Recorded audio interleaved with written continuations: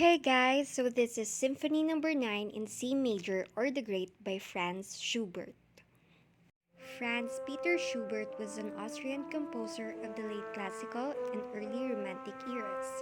He was born on January 31, 1797 and died on November 19, 1828 in Vienna, Austria. The Great was his last major orchestral work, and it premiered on March 21, 1839, more than a decade after its composer's death. He began his Symphony Number 9 in the summer of 1825 and continued to work on it over the next 2 years.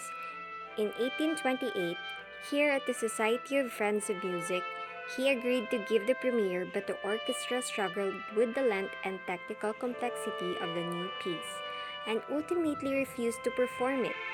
In its place, Schubert offered a shorter work in the same key, his Symphony Number 6, or the Little C Major, which had not yet been heard publicly.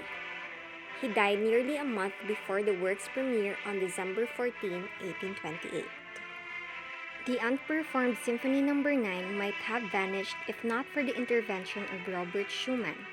At the time better known as a music journalist than as a composer, Schumann traveled in 1838 to Vienna, where he met Schubert's brother Ferdinand, who showed him the scores of several unperformed works.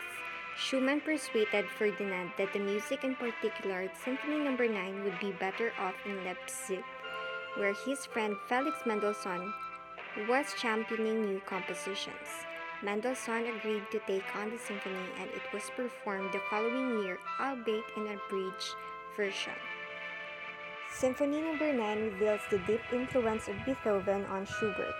The elder master had lived in Schubert's native Vienna for all of the younger composer's life, and Schubert revered but never dared to meet him. Not only is Schubert's symphony nearly as long as Beethoven's own Symphony Number 9, but it also draws upon Beethoven's compositional approaches. Its forms and compositional structures are much as Beethoven would have crafted them. Beethoven himself had learned those ideas in large part from the works of Joseph Haydn and Mozart, but he gave them broader and freer expression. Schubert follows Beethoven's approach more than that of the earlier masters. The first movement opens bravely with a solo horn call that gradually develops into a more spacious melody that reappears in the full orchestra. Quicker tempo bring with them a galloping motif that allows the music to charge forward dramatically, often with contrasting melodies overlying that fundamental rhythm. Melodies stated early in the movement reappear after development of fragments of those melodies, as a Beethovenian sonata form would demand. On the second movement, the solo oboe begins with a gentle march-like theme, soon boldly restated by the strings. Throughout this movement, assertive strings and brass are set against more wistful woodwinds for diversity of color, much as Beethoven does in the second movement of his Symphony Number 5.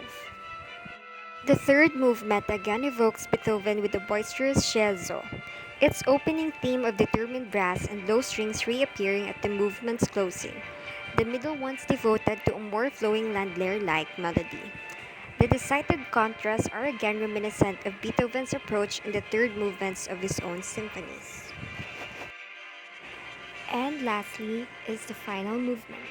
Schubert begins with a fanfare-like call from the brass that leads into a heroic sonata form structure of swirling energy for the full orchestra.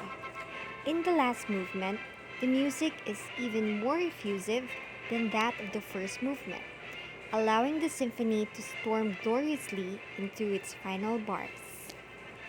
So that's it for Franz Schubert's Symphony Number 9 in C major, or known as the Great. Thank you so much for listening. Have a nice day!